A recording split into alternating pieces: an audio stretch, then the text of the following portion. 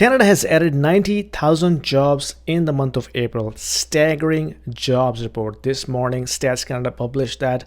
So this is the best report we have ever seen since January last year. So definitely a good news when it comes to adding jobs in the economy.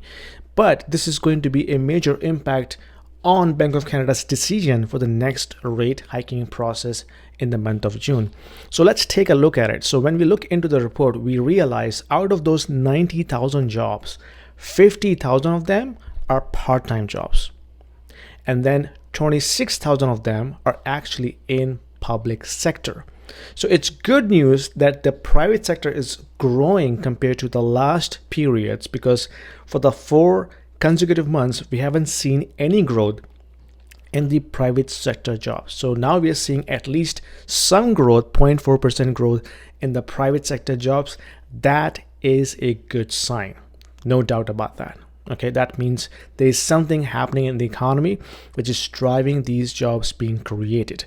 Now, because these are part-time jobs, so we have to take this with a pinch of salt, because this could be a sign of distress from the households where they might be doing a full-time job already and they might be taking another side part-time job in order to make the ends meet. Who knows, right? We don't have the data available as of yet, but that could be the case. Regardless, we have seen some private sector jobs being added, which is a good sign.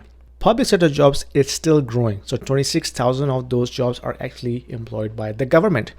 And you know that the government doesn't produce anything, right? They are the consumer of the economic resources. So they are actually being employed by us, the taxpayer. So we are going to be paying those people's salary without producing anything in terms of the economic productivity.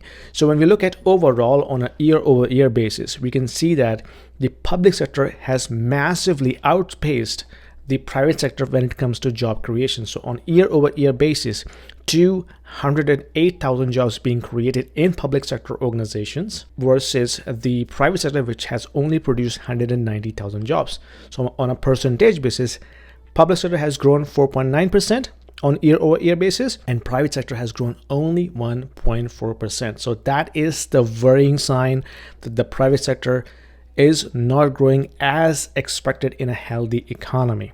But public sector is growing astronomically. That is the worrying side, because if the public sector, if the government is growing much bigger, that means they are going to consume more resources without producing enough in terms of the driving the productivity growth in the economy. So that's one thing that we have to take away from this video.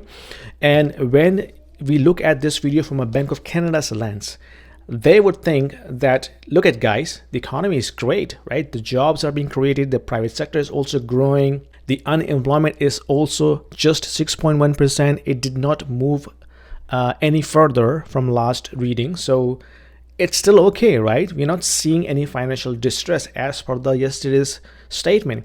So when they see these job numbers, when they see the unemployment number, which is still 6.1%, and when they see there is no widespread financial distress across Canadian household, yes, we know that in reality everybody is struggling, but when it comes to numbers, especially numbers published by the Stats Canada, which is the government's organization, they have to take these numbers into the equation. And according to those numbers, everything seems to be working fine.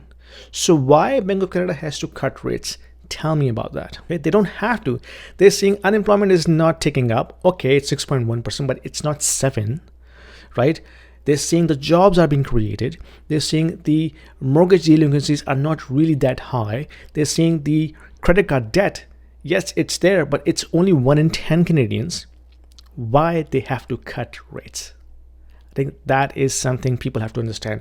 A lot of real estate bulls, a lot of people who are betting on the real estate market, they are wishing, they are betting that the rate cuts will happen.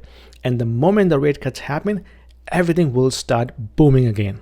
This is the mistake a lot of people are making. They're not looking at in the full picture. And historically, we have seen the rate cuts are the result of a reaction towards a crisis. Okay, this whole soft landing scenario, it's hypothetical. It never happened in the history. Okay, when we look at the 100 years of history, the rate cuts are always the reaction of a crisis. And right now, they're not seeing any crisis, so they don't have to cut rates. Each time in the history, when the rate cuts happen, they didn't want to. They have to. Okay, they were forced to cut rates because they were responding to an economic crisis. And right now, from a numbers perspective, everything looks fine. I know that in reality, everybody's struggling, but from a numbers perspective, everything seems to be working fine. There is nothing to worry about from a Bank of Canada's perspective. And I'm afraid to break this news to you that I don't see them cutting rates in the June's meeting. Unless something really breaks, unless the unemployment rate shoots up to 7 or 7.5%, then it's a worrying sign. If the GDP contracts to, let's say, -1% or -1.5% and stays consistent for the next 2 quarters, then it's a worrying sign. Then something is breaking, they have to react to it. Right now, it's not happening, at least from a number perspective. So whoever is wishing for rate cuts, I'm sorry guys, I don't see this is happening in the month of June. Could be wrong, but right now, that's how it is.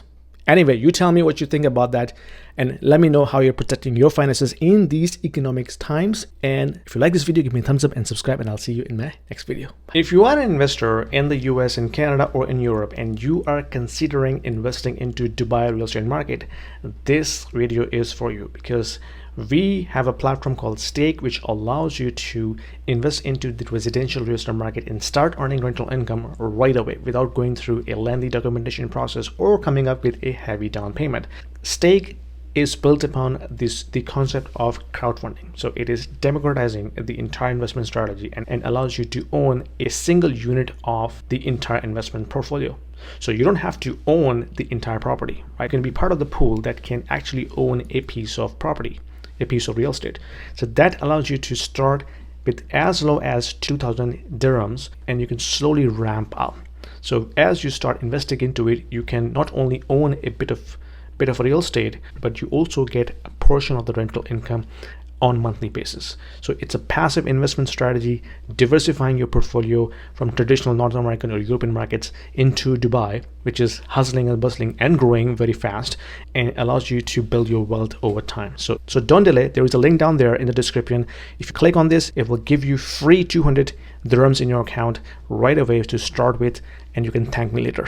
Sorry for the interruption, guys. Just wanted to let you know that we have a team of realtors which is covering the entire GTA as well as some outside areas as well, like Brent region where I am based off, and I help out the clients in this region as well. So if you have any needs with regards to real estate transactions, buying, selling, investing, renting, let me know. There is a link down there where you can book a one-to-one consulting call with me, and we will be more than happy to help you out.